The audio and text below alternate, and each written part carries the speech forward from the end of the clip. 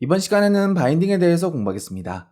바인딩은 여러 가지 의미로 사용되지만 이번 시간에 공부할 바인딩은 데이터를 UI에 표시하는 것입니다. 코코토치로 구현한 바인딩 코드를 RxCoco로 구현하면서 어떤 장점이 있는지 알아보겠습니다. 코드를 보기 전에 바인딩에 대한 기초 이론을 짧게 공부하겠습니다. 바인딩에는 데이터 생산자와 데이터 소비자가 있습니다. 데이터 생산자는 옵저버블입니다. 코드 레벨로 설명하면 옵저버블 타입을 채용한 모든 형식이 생산자가 됩니다. 데이터 소비자는 레이블이나 이미지 뷰 같은 UI 컴포넌트입니다. 생산자가 생산한 데이터는 소비자에게 전달되고 소비자는 적절한 방식으로 데이터를 소비합니다. 예를 들어 레이블은 전달된 텍스트를 화면에 표시합니다. 반대로 소비자가 생산자에게 데이터나 이벤트를 전달하는 경우는 없습니다. 바인더는 UI 바인딩에 사용되는 특별한 옵저버입니다. 앞에서 설명했던 데이터 소비자의 역할을 수행합니다. 옵저버이기 때문에 바인더로 새로운 값을 전달할 수 있지만 옵저버블이 아니기 때문에 구독자를 추가하는 것은 불가능합니다. 그리고 바인더는 에러 이벤트를 받지 않습니다. 만약 에러 이벤트를 전달하면 실행 모드에 따라서 크래시가 발생하거나 에러 메시지가 출력됩니다. 옵저버에서 에러 이벤트가 전달되면 옵저버블 시퀀스가 종료되죠. 넥스트 이벤트가 전달되지 않으면 바인딩된 UI가 더 이상 업데이트되지 않습니다. 이런 문제를 막기 위해서 에러 이벤트를 받지 않는 것입니다. 바인딩이 성공하면 UI가 업데이트됩니다. UI 코드는 메인 스레드에서 실행해야 한다. 이것은 기본 중의 기본이죠. 바인더는 바인딩이 메인 스레드에서 실행되는 것을 보장합니다. 이론은 여기에서 마무리하고 실제로 바인딩을 구현해 보겠습니다.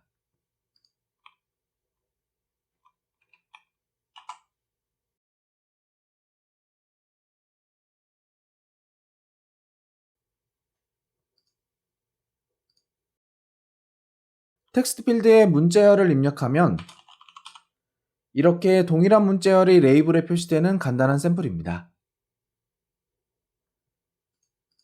먼저 코코터치로 구현한 코드를 보겠습니다. 여기를 보면 뷰 컨트롤러가 텍스트 필드의 델리게이트로 지정되어 있습니다. 그리고 여기에서 델리게이트 메소드를 구현하고 텍스트가 입력되거나 삭제될 때마다 레이블을 업데이트하고 있습니다. 이미 알고 계신 코드이기 때문에 설명은 생략하고 동일한 기능을 RxCoco를 활용해서 구현해 보겠습니다.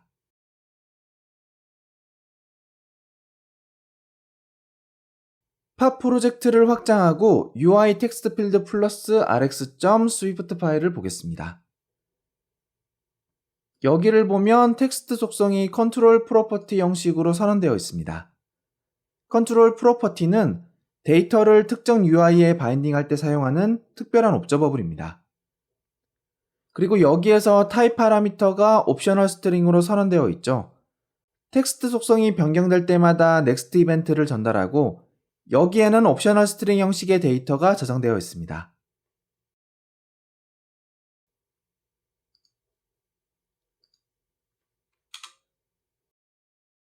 방금 설명했던 텍스트 속성을 활용해서 입력된 텍스트를 레이블에 바인딩하겠습니다.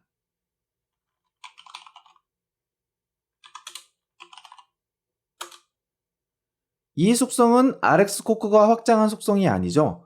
원래 있던 속성입니다. 우리가 사용할 텍스트 속성은 Rx 네임스페이스에 추가되어 있습니다. 그래서 그냥 텍스트라고 하는 게 아니라 이렇게 Rx 속성을 통해서 접근해야 합니다. 이 속성은 컨트롤 프로퍼티 형식으로 선언되어 있고 컨트롤 프로퍼티는 특별한 옵저버블이라고 설명했습니다. 옵저버블이면 구독할 수 있겠죠? 구독하는 방법은 이전에 공부한 것과 완전히 동일합니다.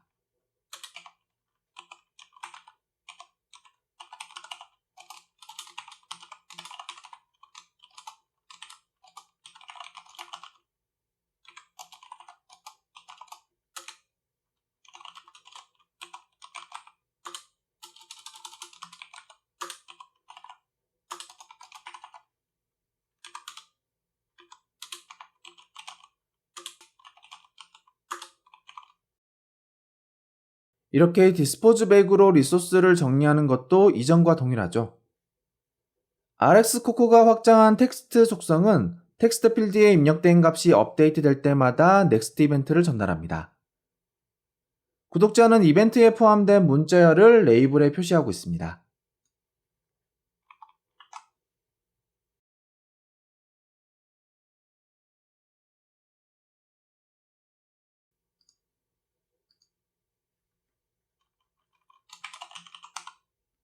실행 결과는 이전과 같습니다.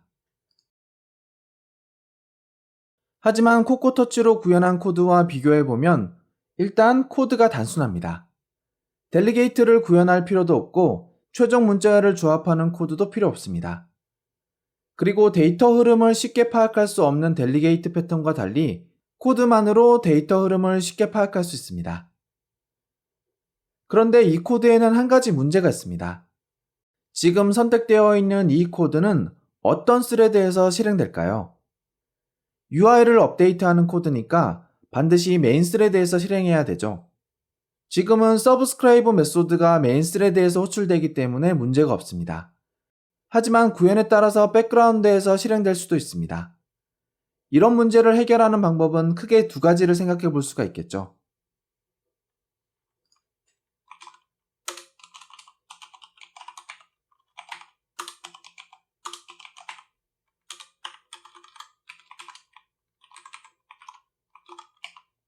이렇게 GCD를 사용할 수도 있고 조금 더 RX답게 구현을 해보자면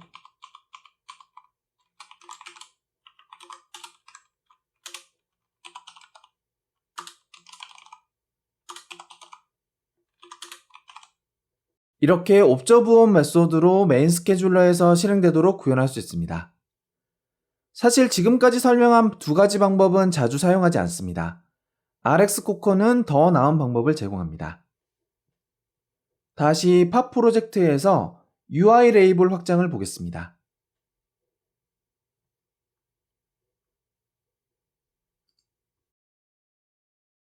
여기에는 두 개의 속성이 선언되어 있습니다.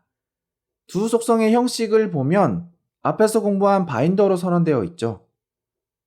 바인더는 UI 바인딩에 활용하는 특별한 옵저버입니다.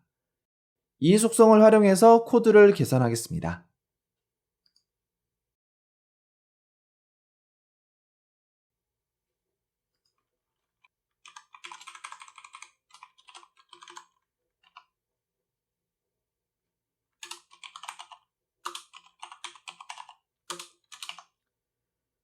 앞에서는 여기에서 subscribe 메소드를 호출했지만 이번에는 bind to 메소드를 호출합니다. 이 메소드는 다양한 파라미터를 받는데 이 중에서 observer 타입을 받는 메소드를 사용하겠습니다. 앞에서 설명한 바인더는 observer 타입을 채용한 형식입니다.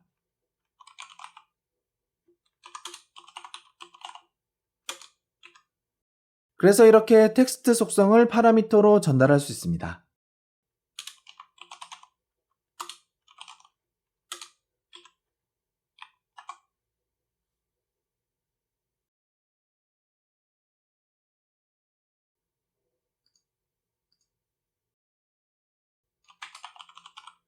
이렇게 텍스트를 입력하면 UI 텍스트 필드에 선언되어 있는 텍스트 속성이 업데이트 되겠죠. 그러면 RX 코코가 확장한 텍스트 속성이 넥스트 이벤트를 방출합니다. 그리고 여기에는 현재 텍스트가 저장되어 있습니다.